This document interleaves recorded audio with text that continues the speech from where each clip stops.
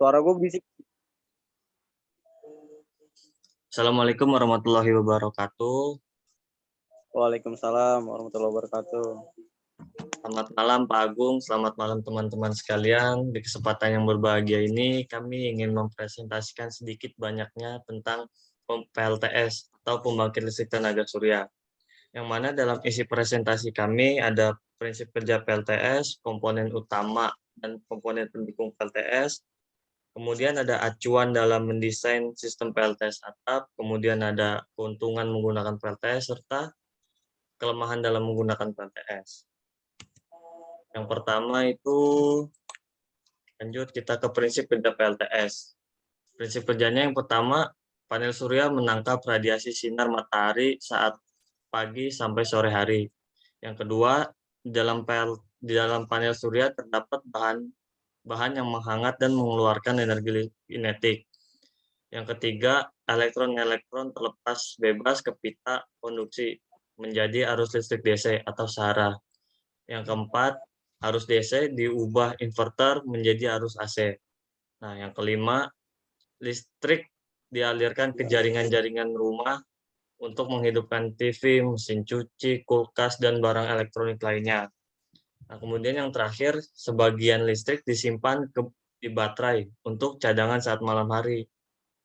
Lanjut, komponen utama dan pendukung PLTS. Komponen utama itu ada panel surya, kedua ada inverter, ketiga ada meteran ekspor impor, keempat ada panel distribusi, kelima ada DC breaker, dan terakhir ada baterai. Oke, yang pertama ada panel surya. Komponen utama yang pasti dipasang untuk menangkap sinar matahari dan mengubahnya menjadi listrik DC. Yang kedua ada inverter. Komponen yang berfungsi untuk mengubah listrik DC menjadi listrik arus AC.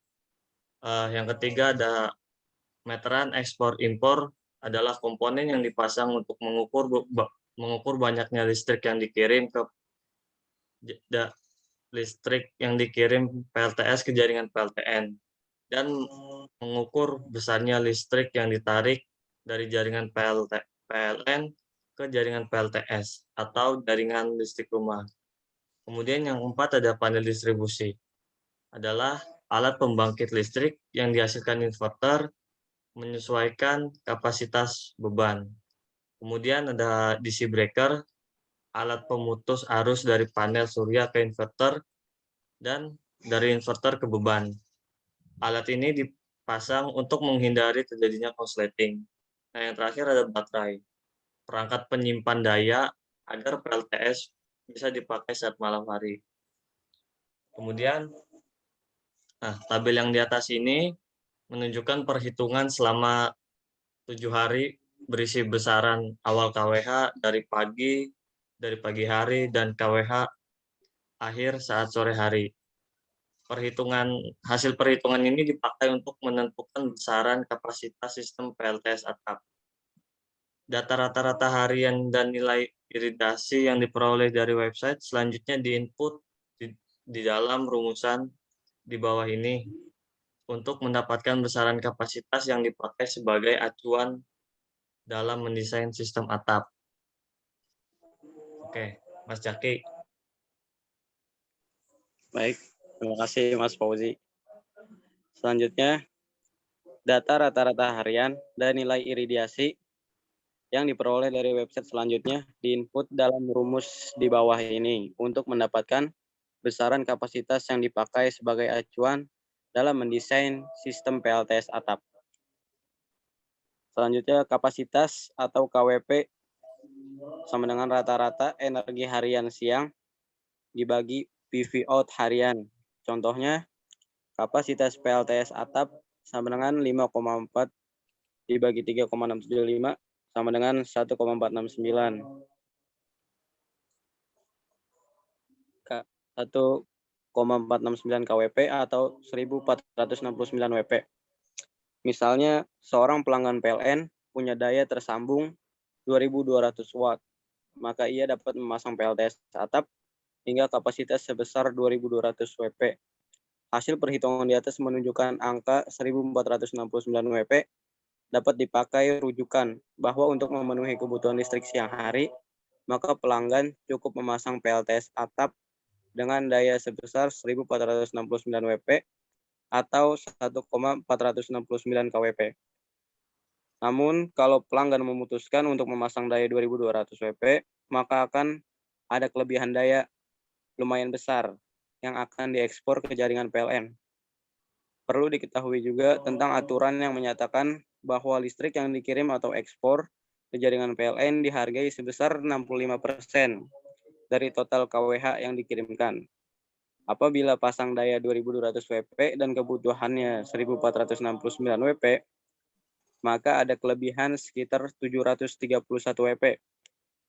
Ekspor daya sebesar ini kalau dihitung dengan aturan 65%, maka yang akan dicatat dan dihitung oleh PLN sebagai tabungan sebesar 475,15 WP atau 65% dikali 731 WP. Next.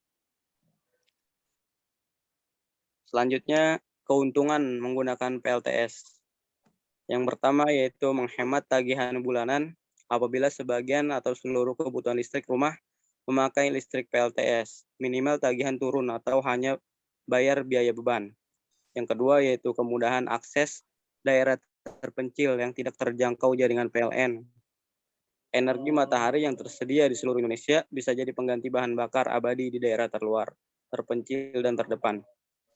Yang terakhir yaitu teknologi tenaga surya terus berkembang semakin efisien di masa depan, khususnya dalam proses pembuatan panel surya yang saat ini masih sekitar 20% dan berpotensi berkembang sampai 50% atau bahkan bisa 100% di masa depan. Next. Yang terakhir yaitu kelemahan menggunakan PLTS. Ada 3 bagian. Yang pertama, biaya awal cukup tinggi untuk membeli komponen PLTS seperti panel surya, baterai, inverter, SCC, kabel, dan biaya pemasangan. Yang kedua, mahalnya harga baterai masih menjadi pertimbangan banyak orang untuk beralih ke PLTS off-grid, sehingga pilihannya sistem on-grid yang terhubung ke jaringan PLN tanpa baterai. Yang terakhir, butuh ruangan untuk menempatkan komponen-komponen PLTS seperti inverter, SCC, baterai, dan kabel-kabel.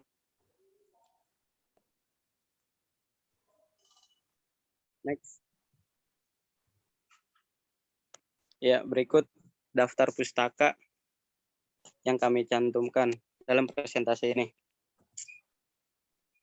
Demikian presentasi dari kelompok kami. Untuk teman-teman yang ingin bertanya, silakan tulis di kolom komentar dan akan kami jawab kembali di kolom komentar. Terima kasih. Assalamualaikum warahmatullahi wabarakatuh. Waalaikumsalam warahmatullahi wabarakatuh.